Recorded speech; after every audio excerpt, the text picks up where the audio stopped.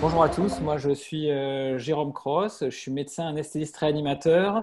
Euh, Bienvenue dans ce module 2 de ce webinaire organisé par la Safe Team Academy en partenariat avec Invivox. Euh, je suis aujourd'hui accompagné de Guillaume Tiercio, pilote de ligne, que je laisse se présenter. Guillaume. Donc, rebonjour à tous pour la deuxième fois. Merci à ceux qui sont à nouveau présents. Merci également à ceux qui nous rejoignent. Donc, Guillaume Tirtio, je suis pilote de ligne, formateur, travail en équipe et auteur du livre Mieux réussir ensemble. Donc, lors des autres modules, nous avons eu le plaisir de pouvoir assister au premier module avec François Jolin et Frédéric Martin, qui sont les cofondateurs de la Safe Team Academy et du Patient Safety Database, enseignement ASN. Et nous sommes aussi dans l'équipe avec Claude Vallot, qui est consultant en facteurs humains. D'ailleurs, François et Claude seront là pour un troisième module la semaine prochaine. Donc, avant de commencer, j'en profite pour remercier la Safe Team Academy de nous avoir invités à partager notre expertise et Invivox pour la promotion et l'hébergement des webinars. Donc, aujourd'hui, la thématique centrale du module, c'est la communication entre les soignants. Donc, pour bien comprendre comment est venue cette idée, on fera un rapide comparaison historique entre l'aviation et la santé. Guillaume nous présentera l'expertise de l'aviation en la matière et nous présentera quelques éléments de théorie en matière de communication. Et ensuite, je vous proposerai quelques règles de communication assez précises que j'ai développées dans mon ouvrage qui s'appelle « Mieux communiquer entre soignants ». Et enfin, nous conclurons avec quelques questions. Donc, n'hésitez pas à nous poser des questions avec l'onglet « Converser » ou à préparer des questions pour la fin. Donc, voilà le plan qui s'affiche. Alors, comment on en est arrivé là? Pourquoi améliorer la communication entre soignants? Eh bien, vous voyez à gauche le rapport To Where is Human, qui date de 1999 et qui rapporte qu'aux États-Unis, en moyenne par an, presque 100 000 personnes décèdent d'erreurs médicales et les chiffres seraient partout les mêmes dans tous les pays, on va dire, industrialisés. Et finalement, le schéma que vous voyez au centre, c'est une étude de 2016 qui est faite aux États-Unis et qui regarde les causes de mortalité, toutes causes de mortalité confondues, et l'erreur médicale vient comme la troisième cause de mortalité. Donc finalement, on a l'impression que dans le soin, on n'a pas beaucoup progressé. L'aéronautique, elle a beaucoup progressé en sécurité. Comment? Et puis comment on peut s'en inspirer dans le soin des progrès de l'aéronautique?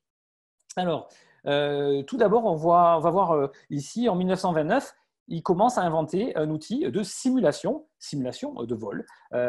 Et donc, ils vont apprendre à faire des erreurs sans que ça ait de conséquences. Et dès les années 60, on voit apparaître des simulateurs médicaux où on va pouvoir s'entraîner à faire de l'anesthésie en faisant des erreurs et apprendre dans des erreurs, mais sans qu'il n'y ait de conséquences pour le patient. Donc, c'est le premier transfert d'outils. La simulation peut être utilisée dans les deux mondes. La checklist, Guillaume vous en a parlé sur le module numéro 1. Il vous a expliqué la naissance de la checklist dans l'aviation. C'est dans les années 40, enfin, années 30, années 40. Et puis là, vous voyez la checklist bloc opératoire qui est née à la fin des années 2000, où avant d'endormir un patient, avant de le faire rentrer en salle, avant de l'endormir, avant de l'inciser, on va faire des checklists comme dans l'aviation et ça diminue de moitié la mortalité.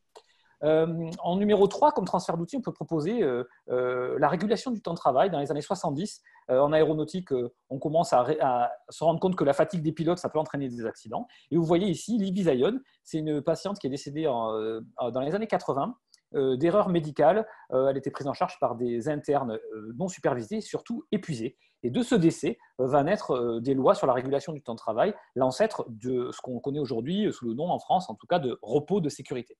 En numéro 4, on a le concept de gestion des ressources, de CRM, comme on dit en aviation. Guillaume vous en a parlé aussi sur le module 1. Vous avez le replay du module 1 si vous voulez aller chercher ce que c'est le CRM. Il est en accès sur Internet. Et donc, dans les années 90, David Gaba, qui est anesthésiste, qui fait aussi de la simulation, propose d'utiliser le même concept dans le soin, en anesthésie notamment, ce même concept de gestion de crise, par exemple.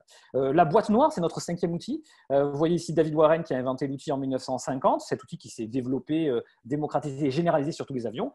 Eh bien, très récemment, le docteur Grant-Charoff au Canada a proposé carrément une boîte noire, on peut voir la photo même, une boîte noire du bloc opératoire où on va recueillir toutes les données. Alors pour l'instant, ça ne sert pas à analyser des accidents, ça sert plutôt à faire progresser les équipes. Le 6e transfert d'outils, on peut proposer le recueil anonymisé d'expériences. Les pilotes, quand ils ont des incidents en vol, ils peuvent rapporter ce qu'ils ont eu comme problème sur des plateformes. Et comme ça, la plateforme va anonymiser l'expérience et le donner à tous les pilotes. Comme ça, toute la communauté des pilotes peut profiter de l'expérience de chacun. Eh bien, François Jolin et Frédéric Martin ont créé la même chose, le Patient Safety Database, où vous pouvez partager votre expérience de soignant qui va être anonymisée. Et il y a une newsletter régulière qui vient vous proposer l'expérience des autres pour apprendre de cette expérience. Et enfin, le 7e transfert d'outils, c'est le transfert d'outils qu'on va traiter aujourd'hui, c'est la communication standardisée. Alors, d'où est venue cette idée? Les erreurs sont trop nombreuses, on le sait dans le soin, on en a parlé sur la première diapositive. Et en fait, quand on regarde les causes sources, c'est souvent une cause, la communication est une des causes sources. On a vu que l'aviation proposait de la communication standardisée, Guillaume va vous en parler. Et finalement, moi, j'ai été responsable d'un laboratoire de simulation en santé. Et à la fin de nos séances de simulation, quand on débriefe, qu'on réfléchit à ce qui s'est passé, eh bien, tous les participants nous parlent de la communication. On aurait pu faire mieux. D'où l'image que vous voyez maintenant, qui est un peu la comparaison entre le manuel de radiotéléphonie, c'est le manuel de comment on communique dans un avion, et finalement ce que j'ai voulu un peu imiter, mais avec quelques nuances dont on va parler, de comment on peut parler entre soignants. Guillaume, en quoi la communication est-elle un enjeu majeur dans les avions? Alors, il y a de nombreuses enquêtes qui ont démontré, notamment à la suite de tous les crashs qui avaient lieu dans les années 70, et qui ont toutes été ressorties une fois que la NASA a mené son enquête, la fameuse enquête qui a mené au développement du CRM. Dans de nombreuses enquêtes de l'époque, des presque incidents, des incidents, des accidents ont révélé des problèmes de communication entre les membres d'équipage ou avec le contrôle aérien. Alors, je vous donne un exemple. Si un avion est à son altitude de croisière 32 000 pieds, on va dire, 10 km d'altitude, eh bien, les avions sont espacés verticalement de 300 mètres et ils ont une vitesse relative, quand ils se croisent, de l'ordre de 1700 km/h. Donc, je vous laisse imaginer ce qui se passerait si l'autorisation d'altitude était mal comprise par les pilotes. Donc, il y a toute une série de règles qui ont été mises en œuvre sur base des constats de problèmes qui étaient nés de défauts de communication. Et en fait, la communication, elle est nécessaire à toutes les autres compétences CRM.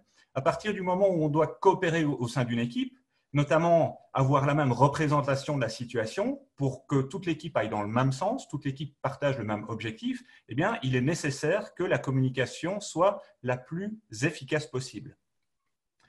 Alors, je vous propose de regarder à quoi ressemble la réalité d'un cockpit. Vous avez deux pilotes qui sont assis côte à côte et a priori, quand ils sont vraiment en train de piloter l'avion, c'est-à-dire pas en pilotage automatique et dans des zones de trafic plutôt denses, donc où il y a pas mal de travail, eh bien, les pilotes regardent vers l'avant. Alors, c'est important, on parlera des différentes composantes de la communication dans un instant. Ensuite, on est dans un environnement dans lequel le bruit ambiant maximum autorisé est de 76 décibels. Alors, sur les dernières générations d'avions, les Airbus 350 et les Boeing 787, le niveau de bruit dans le cockpit est inférieur à cette valeur, mais dans la plupart des autres avions, on s'en approche fortement. Donc, il y a un bruit ambiant important. Il y a également des annonces sonores et des annonces faites par des voix synthétiques en fonction de différents paramètres qui vont éventuellement apparaître à des moments où on est en train de communiquer. Donc, il faut être certain que si on s'est fait empiéter notre communication par l'avion, bien, on va reprendre la main pour être certain de s'être bien compris. Et puis, on a des communications avec le personnel de cabine via l'intercom, qui est un genre de téléphone, avec le bruit ambiant de la cabine également. On a des communications avec le contrôle aérien par radio. Alors, il y a des hautes fréquences, des très hautes fréquences, tout ça évolue. On a maintenant des communications par satellite dans certaines régions du monde, mais il reste des régions du monde dans lesquelles on a l'impression que le contrôleur aérien est assis dans le fond d'un bocal et est très difficile à comprendre. Et puis, on a des communications avec d'autres avions dans certaines régions inhospitalières du monde, par exemple au-dessus de la plupart de l'Afrique, où les avions conversent entre eux pour annoncer leur position parce qu'on a une confiance toute relative dans le contrôle aérien. Alors, toutes ces situations qui font que la communication peut être mise à mal, eh bien, pour avoir passé pas mal de temps dans des blocs opératoires dans le cadre de préparation, de formation que j'allais donner au personnel, je me suis rendu compte qu'il y a toute une série de difficultés de communication qui étaient également présentes au bloc et qui ressemblaient à s'y méprendre à ce qu'on vivait dans les cockpits. Et aujourd'hui, je peux imaginer que, affublé de manière encore plus protectrice, la communication peut être encore plus compliquée. Je pense que Jérôme peut nous le confirmer. Oui, alors c'est vrai qu'avec cette crise du Covid, on a changé certaines de nos pratiques. Alors c'est marrant de comparer les deux photos. Sur la première photo, on voit un bloc opératoire avec des difficultés de communication qu'on connaît, à laquelle on est habitué, et c'est rajouté de nouvelles procédures, et notamment par exemple les visières ou des masques plus contraignants, et notamment en réanimation où on met plus de masques.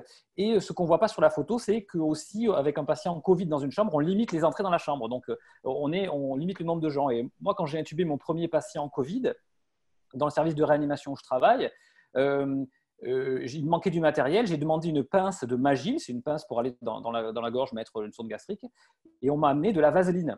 Donc, alors, bon, le patient va bien, il est extubé depuis, c'était au début de la crise, on en a beaucoup rigolé, hein, on a fait un retour d'expérience là-dessus, et en fait, on a compris qu'on avait des nouvelles barrières de communication, notamment le fait qu'il soit dehors, qu'il y ait ce bruit ambiant, et donc effectivement, il y a des barrières à franchir, et on peut être amené à faire des erreurs comme on a fait là, mais sans conséquences, mais parfois il peut y avoir des conséquences.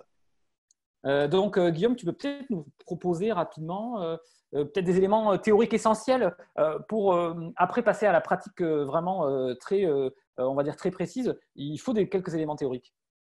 Alors, je vais commencer par vous parler. Je vais d'abord vous rappeler que vous avez la possibilité pendant tout le webinaire de nous poster vos questions dans l'onglet Converser que vous trouvez dans le menu Zoom et on essaiera d'y répondre au maximum dans quelques minutes. Donc, quelques éléments de théorie, je vais en aborder deux. Le premier que je vais aborder,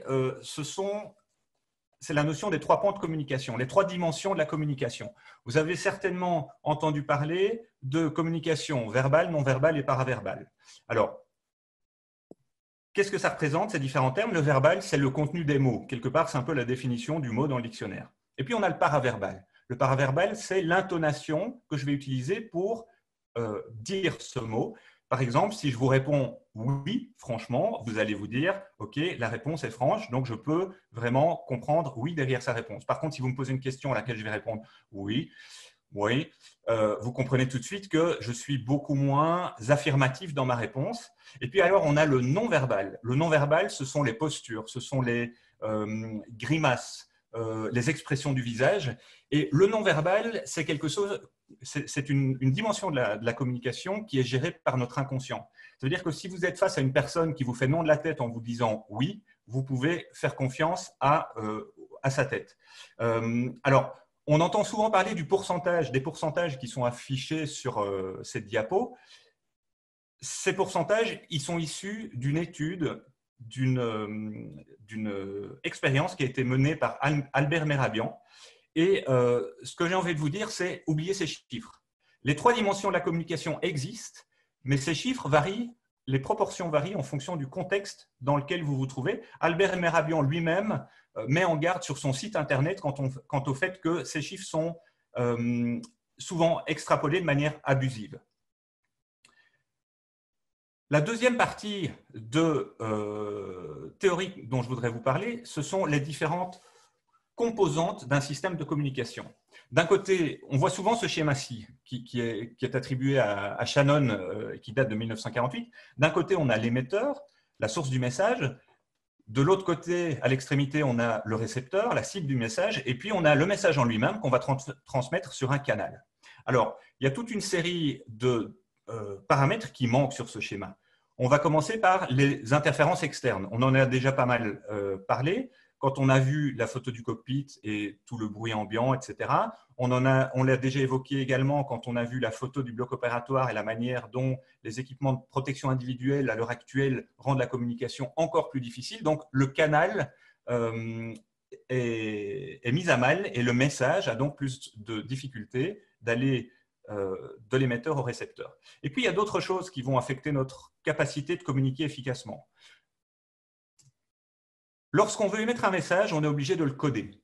Parce qu'en fait, on a une vitesse de pensée qui est de l'ordre de 2 à 3 000 mots par minute. Et quand on parle, notre élocution est de l'ordre de 165 mots par minute. Ça veut dire qu'on doit procéder à une simplification entre ce qu'on pense et entre ce qu'on veut dire à la personne qui est en face. Et comment est-ce qu'on va procéder à ce codage, à cette simplification?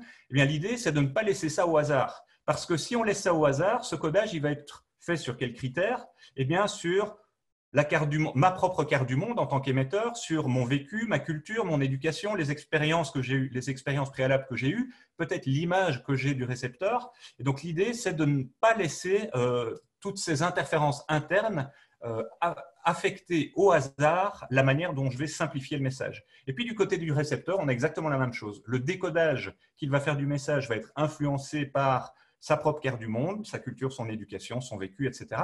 Et j'aime beaucoup, pour synthétiser tout ça, une citation qui est attribuée à Richard Bandler, qui est un des deux co-créateurs de la programmation neurolinguistique. Il dit « The meaning of your communication is the result you get ». En gros, l'efficacité de votre communication se mesure au résultat que vous obtenez en fonction de ce que vous avez demandé. Alors, face à ces deux notions théoriques, donc les 3 pans de la communication, verbal, non-verbal, paraverbal, et puis toutes ces interférences qui vont compliquer notre capacité à communiquer, quelles sont les solutions qui ont été mises en place dans l'aviation? La première, et vous en avez certainement déjà entendu parler, c'est que quand il y a des communications entre le contrôle aérien et un avion, l'autorisation est donnée par le contrôle aérien, les pilotes vont répéter cette autorisation, on appelle ça le readback, le collationnement en français, et puis dans certaines régions du monde, et je trouve ça très très bien, il y a une confirmation de la part du contrôle aérien. Et bien sûr, dans toutes les régions du monde, il y a une correction si le message de l'équipage, le collationnement, ne correspond pas à l'autorisation qui a été donnée. On appelle ça fermer la boucle de communication. Ça permet de sécuriser la communication.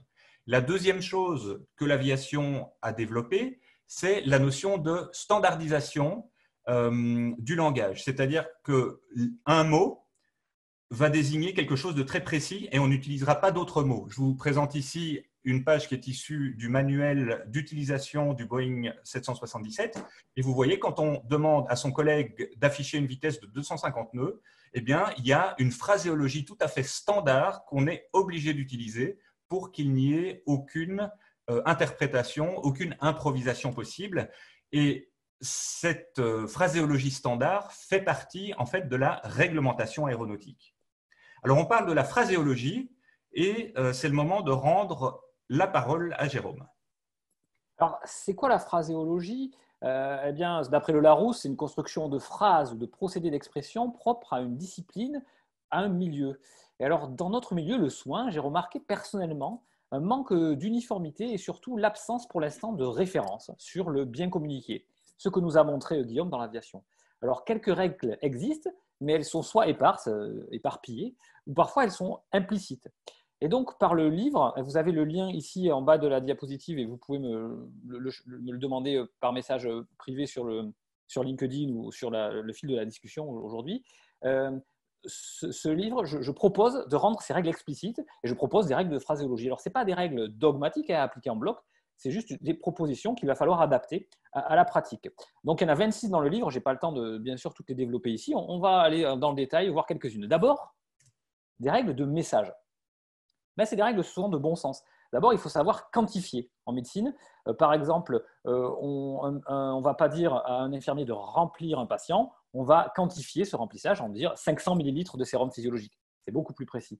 Si on utilise un chiffre, on va utiliser une unité. 2 de morphine, ça peut vouloir dire 2 ampoules. Donc, il faut dire 2 mg. Pareil, on va utiliser donc ça, c'est des premières règles de précision. On va utiliser un verbe précis. On voit souvent des erreurs dans les scénarios de simulation où on demande à un des participants de faire un médicament dans le simulateur, et finalement, parfois le médicament est injecté, parfois le médicament est préparé, alors que l'intention n'était pas forcément la même. Donc, il est important d'utiliser un verbe précis. Un médicament, ça s'injecte ou ça se prépare. Ensuite, en médecine, on voit souvent utiliser la métonymie, c'est-à-dire appeler un patient par sa pathologie ou par l'endroit où il se trouve. Le patient de la 205 ou le poignet des urgences. Et ça peut être amené à faire des erreurs.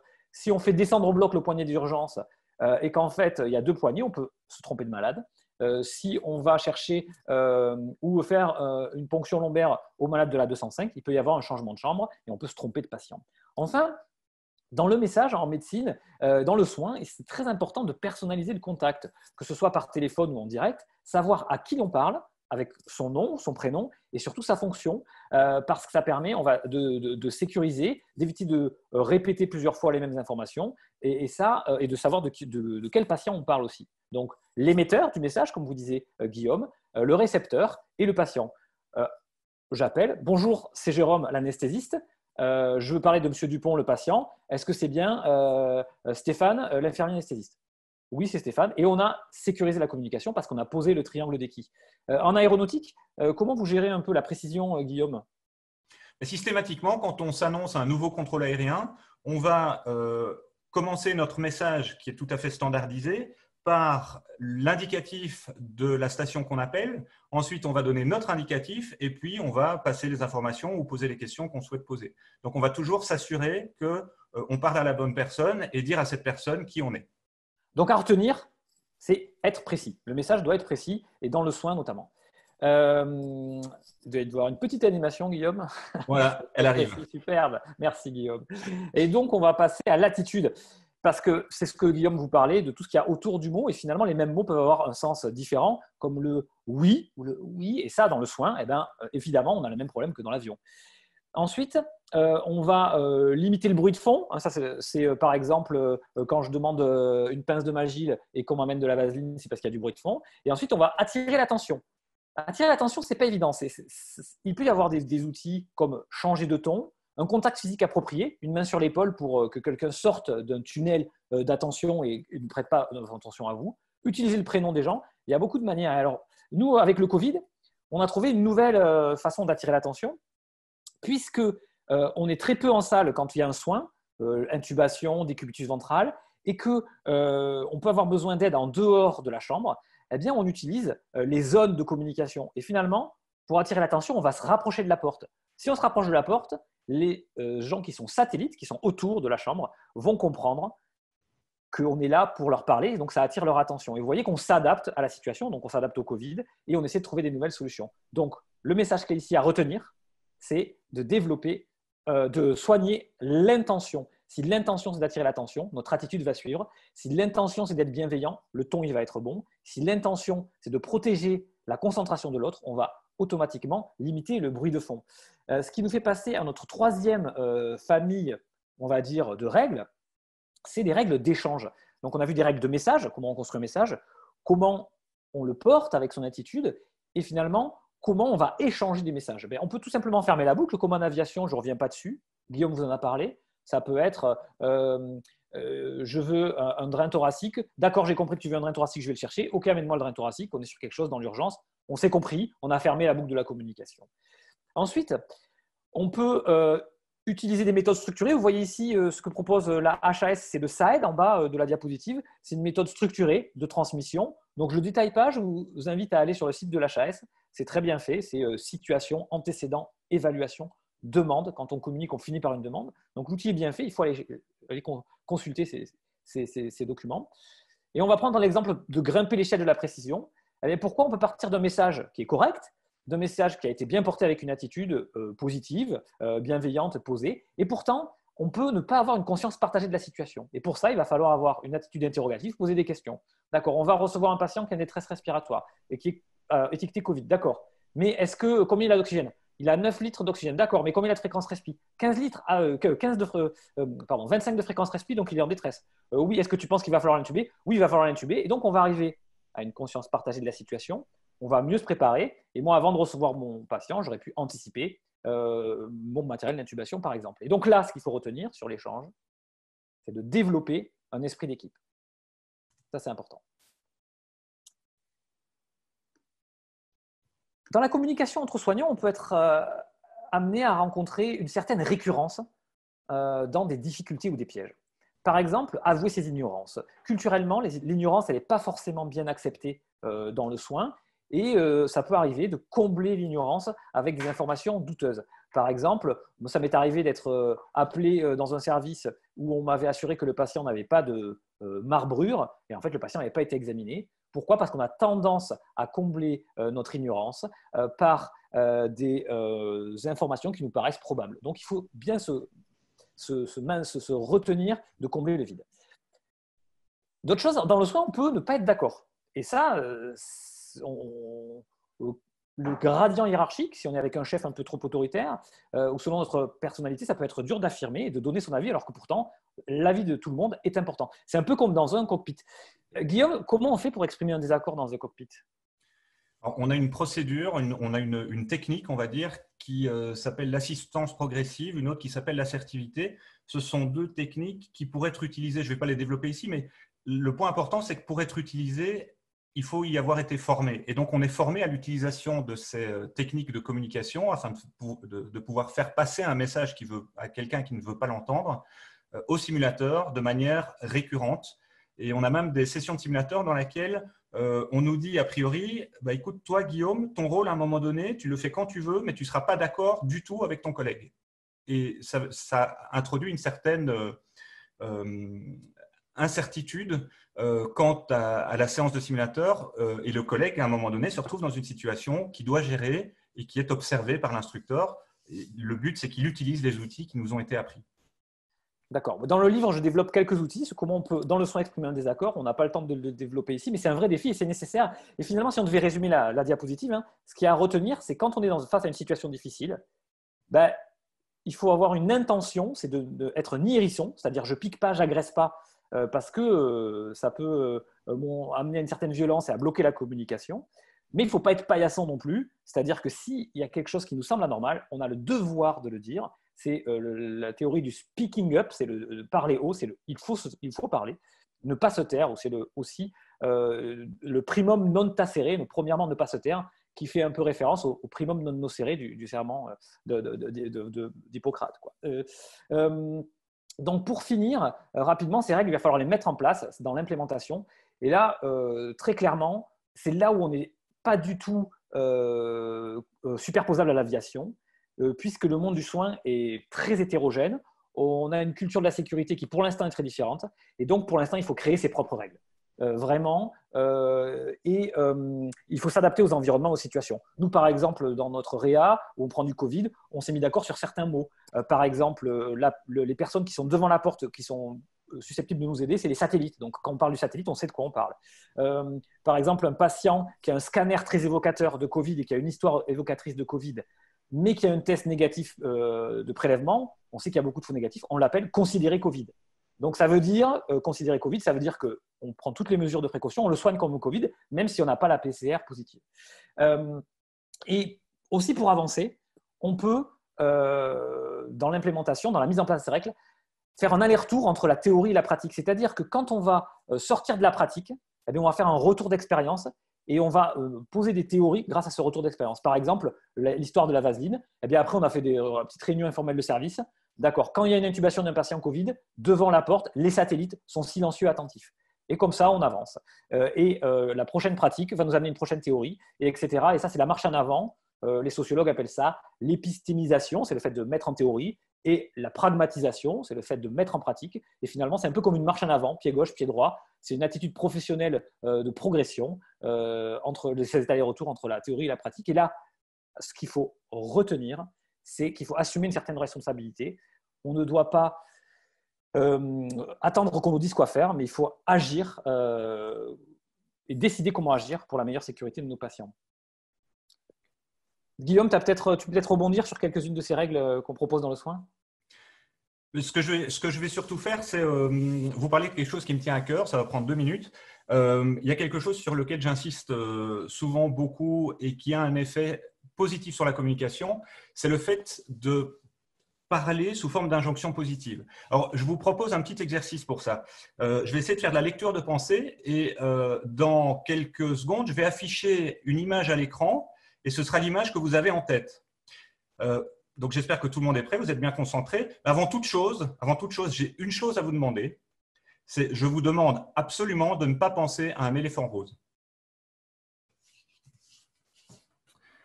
Voilà, donc je pense que j'ai réussi le challenge auprès de pas mal de personnes. Pourquoi je vous parle de ça? En fait, le fait d'avoir évoqué le concept d'éléphant rose, ça a amené cette image dans votre tête. Et c'est comme ça pour tout. On comprend le langage verbal en construisant des images mentales. Ça a été maintenant prouvé par les psychologues. Et donc, ils ont démontré que même avec les yeux fermés, notre cortex visuel est sollicité en permanence lorsqu'on nous parle. Or, souvent, on a tendance à dire ce qu'on ne veut pas. Et c'est culturel.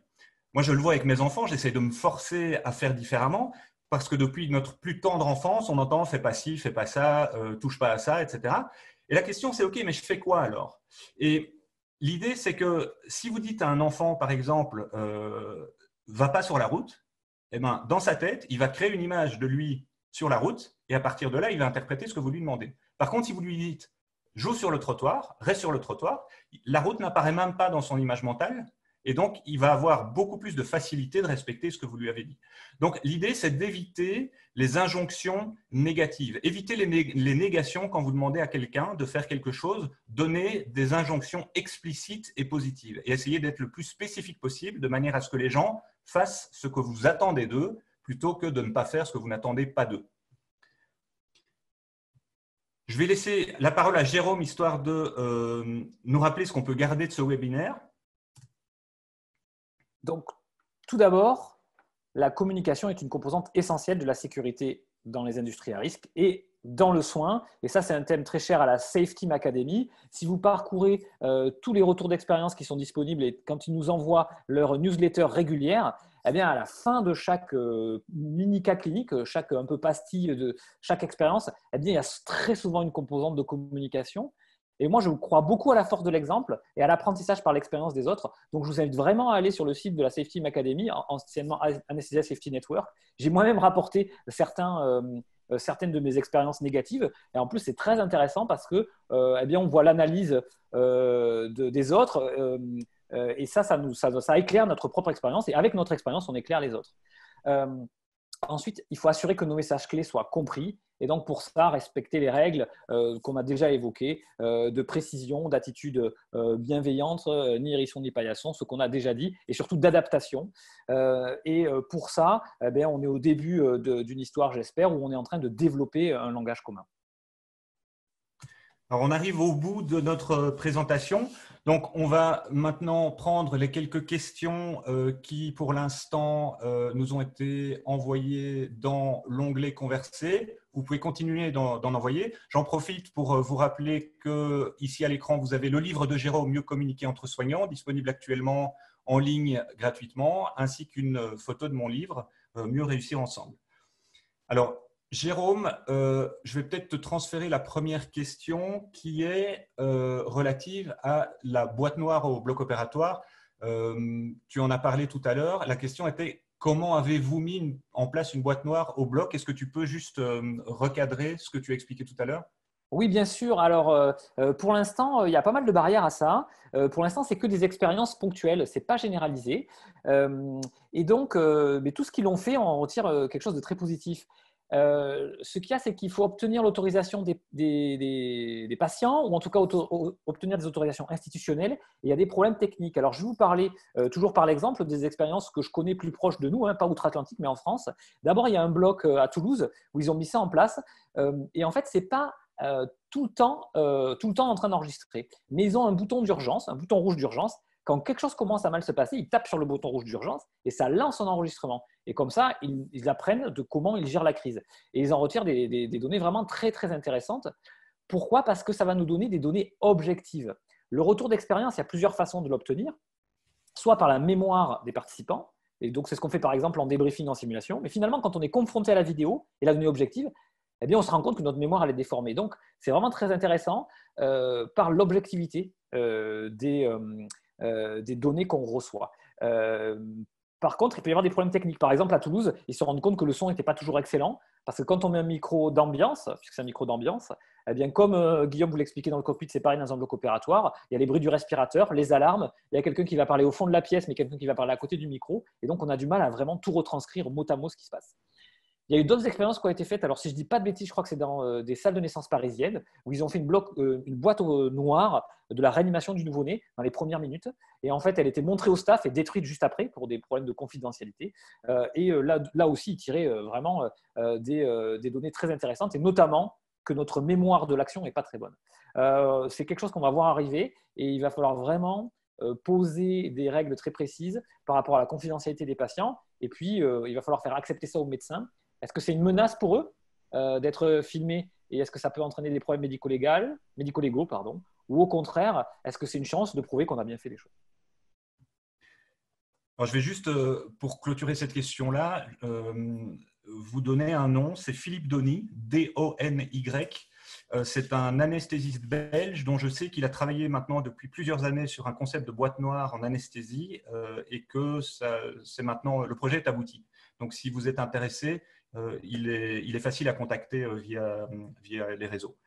Une deuxième question à laquelle je vais peut-être répondre, c'est que pensez-vous de la musique en fond sonore dans les blocs opératoires?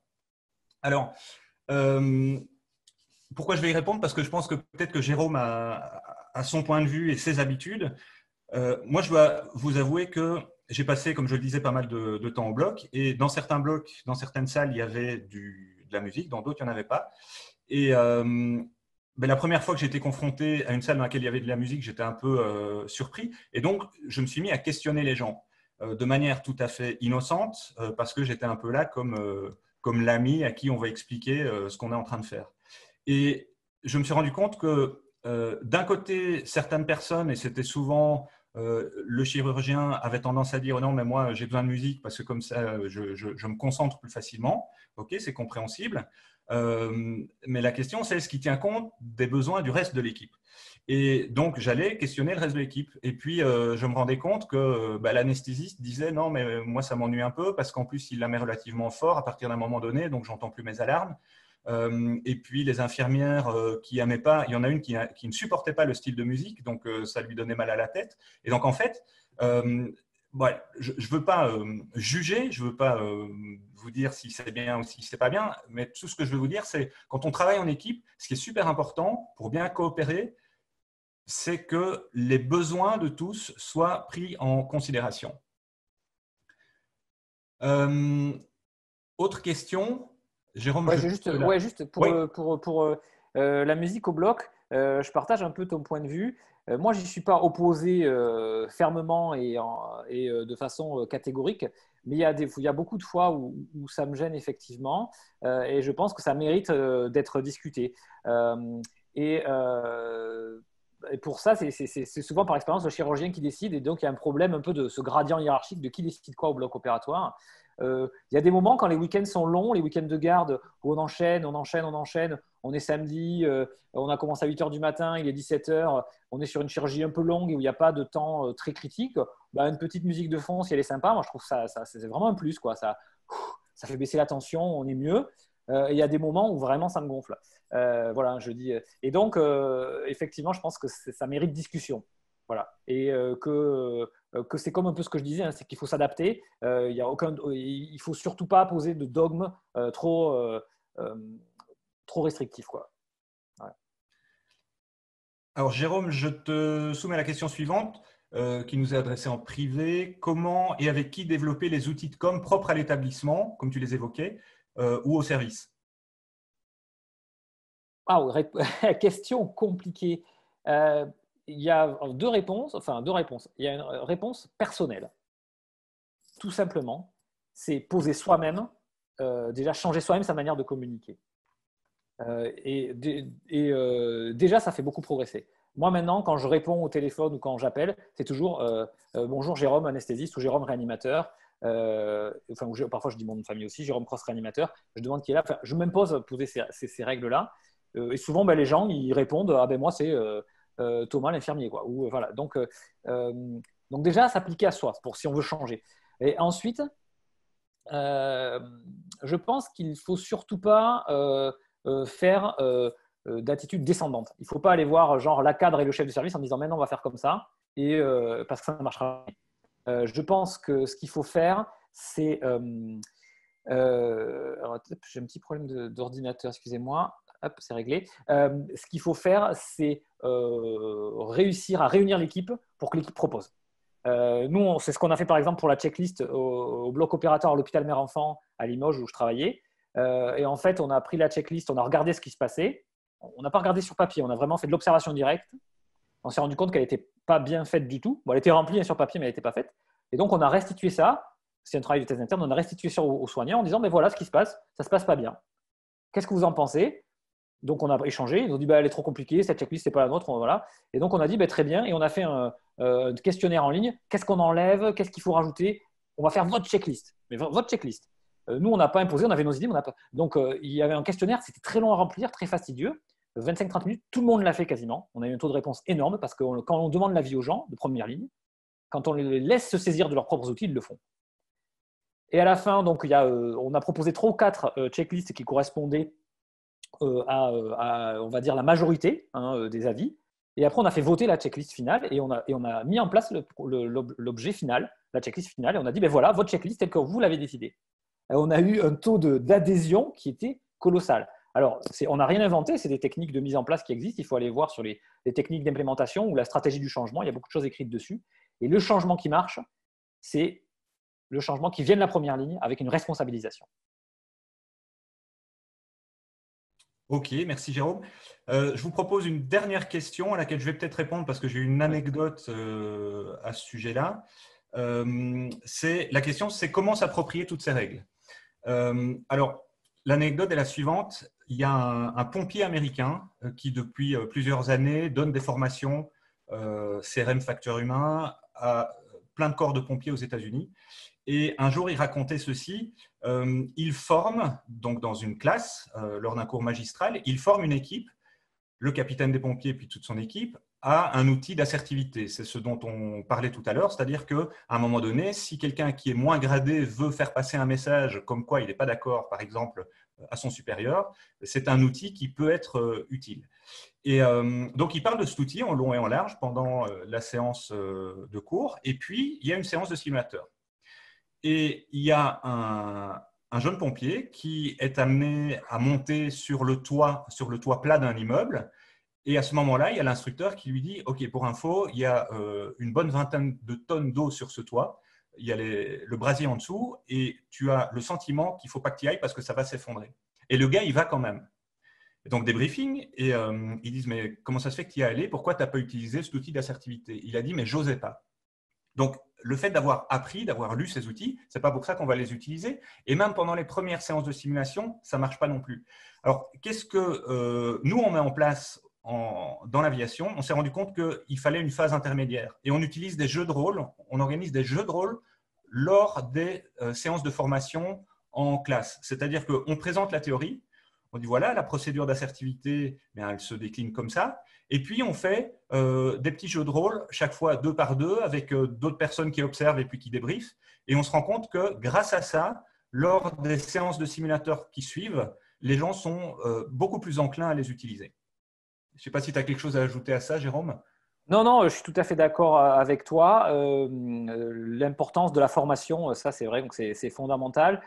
Culturellement, ça commence à venir dans le soin. On sait que en aviation, c'est institutionnel, les séances de simulation. Chez nous, ça vient tranquillement, on progresse, quoi. Donc, non, se former. Et puis, pas hésiter à participer à ce webinaire, par exemple, ça fait partie. Puis, à tous les outils qui sont à notre disposition. N'hésitez pas à partager aussi vos expériences, par exemple, sur le Patient Safety Database. Partagez vos expériences où vous n'avez pas osé. Moi, j'ai le souvenir d'un cas clinique du Patient Safety Database, justement, d'un interne, jeune interne d'anesthésie qui est face à un chirurgien assez autoritaire et qui n'arrive pas, qui n'ose pas. Et le fait de déclarer, après on a su, alors normalement c'est anonyme, mais on a su qui c'est qui avait déclaré parce qu'il est venu nous voir. Il y a même un effet sur le bien-être au travail, d'oser.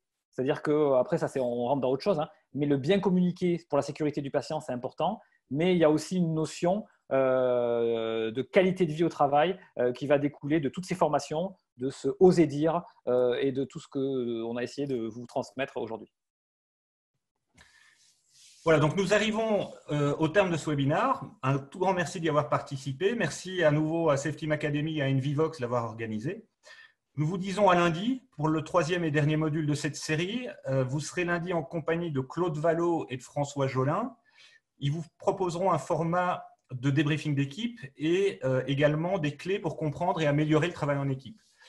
D'ici là, comme vient de le dire Jérôme, n'hésitez pas à rapporter vos cas éventuellement relatifs au débriefing pour le module 3 sur la plateforme Patient Safety Database. Et d'ici là, nous vous souhaitons un excellent week-end. Portez-vous bien. Bonne soirée.